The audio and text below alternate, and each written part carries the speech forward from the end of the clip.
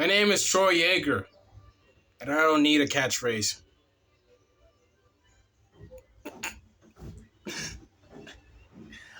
I tried to find something a little bit similar to his glasses. These are science glasses, but anyways, man, we ain't gonna go there, man. What is good, Joe? Welcome back to the channel. It's your boy Troy Yeager, and I'm back again, guys, for another one. Actually, a new one, ladies and gentlemen, because we are going to be talking about AEW. Second best to... Nah, I'm not going to do that. Ladies and gentlemen, we're going to talk about AEW, ladies and gentlemen. And this is the go-home edition for AEW Dynamite before Full Gear, which is this Saturday, which is actually Sunday, I think. Hopefully, I'm not wrong there. But we gotta talk about the main story of today, ladies and gentlemen. I did say that we're going to be continuing this formula of telling the main stories and the main matches that needs to be talked about. And today we need to talk about Orange Cassidy, which is obviously the intro, but that's not important. Orange Cassidy will be facing Jon Moxley for the AEW World Heavyweight Championship this Saturday at Full Gear.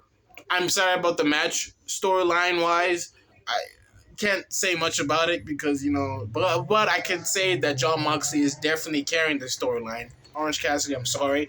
I just don't really see you as world champion. Maybe why you were still hot, but now you just...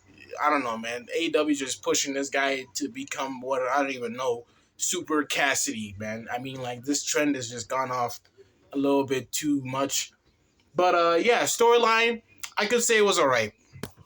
The problem is, I wouldn't say there's a problem with it, but Orange Cassidy in and of itself, man, I believe he's a great wrestler. I just don't think that he's world champion material, based on his character. I believe is a top mid-carder, if you're going after international championship, but, other stories here and there kind of have that in company. But other than that, we got Jon Moxley. Who do I think needs to beat him? But I think that's way off topic, way off discussion. We got to be talking about what happened with Orange Cassidy in this week's Dynamite. He was going one-on-one with Wheeler Yuta. It was a good match, compelling matchup. They really complement each other's wrestling styles. But at the end of the day, a roll-up is what got Orange Cassidy the win. Then after that, we almost got a little bit of them giving each other respect. Actually, Wheeler didn't actually give him any respect. They were just staring at each other for a while. Then after that, Claudio Castagnoli came out and attacked Orange Cassidy. And then the entire Death Riders came out and ended up beating up Orange Cassidy. And after that, they tied him up, put him in duct tape, and Jon Moxley proceeded to beat the living crap out of him. And then the entire Death Rider was just beating down on him, pushing him around like some sort of high school kid getting bullied by a bunch of bullies. Then, funny enough, Orange Cassidy said that before the match, to the entire AEW locker room to not interfere, which is why they were not out. Then after that, they went out. Once they were done, the Death Riders went out and left Cassidy in a bloody heap. Not a bloody heap, actually. Beaten. Like he was beaten. I don't know why he said that. I don't know how smart that is to not have backup when you're in the midst of having one of your biggest match to date.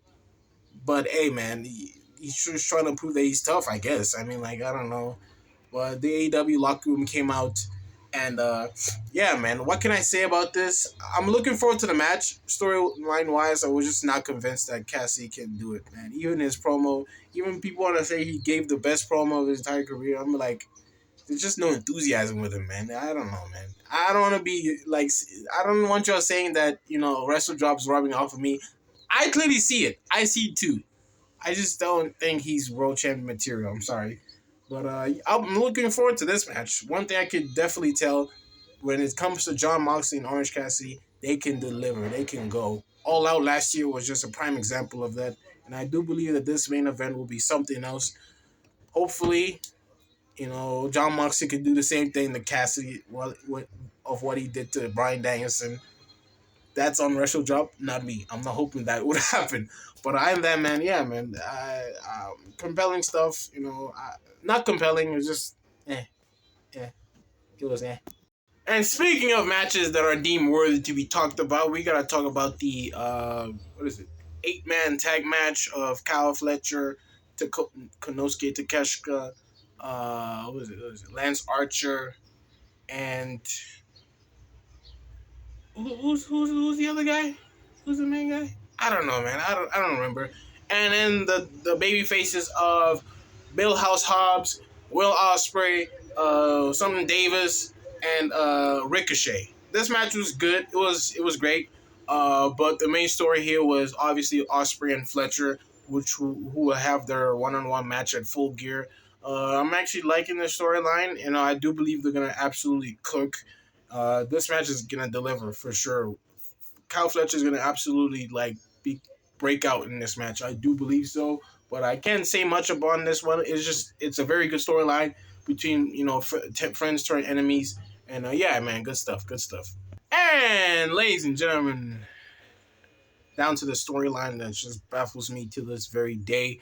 Maxwell Jacob Friedman versus Roderick Strong at Full Gear. It is not going to be Adam versus Adam Cole because Adam Cole recently lost his match against Konosuke Takeshita, which automatically disqualifies him from challenging MJF. Obviously, going to drag the storyline out till World's End. Hopefully that it will end because this storyline has been a piece of... I don't even want to cuss, bro. It's been a piece of garbage. And that's just hurtful for me to say because MJF is one of my all-time favorite wrestlers in AEW. Adam Cole, man, also great, wrestler.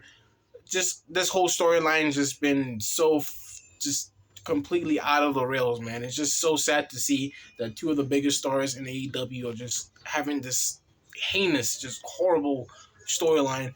And Roderick Strong, he's also a great wrestler. He also fits in this whole dynamic because, he was also part of the whole, who's the devil angle with MJF and Adam Cole. But I'm not really that invested into this match, if I'm being honest. I will be seeing the match. Hopefully it's going to be good. But it just bothers me. This whole storyline was supposed to work out so simple and so authentic and perfectly, but it just got messed up because of Adam Cole's injury, latest injury that he came back from. It just derailed the whole thing. So I just don't have anything much to say about this. It's just let this end at World's End, please. Let this end because it's dragging out and it's damaging your bigger stars. That's all I got to say for today, ladies and gentlemen. My first AEW, take analysis on it. Hopefully I can do more of this without further ado, man. It's been your boy Troy Yeager. Know this is a short video. I know you guys used to see my handsome face. I know. WrestleDrop quit being jealous, bro. I know you, but edit this shit right now. You're gonna be all trying to edit something on my face, bro. Don't do it, bro. Without further ado, man, it's been your boy Troy Yeager. I'll see you on the next one. Deuces.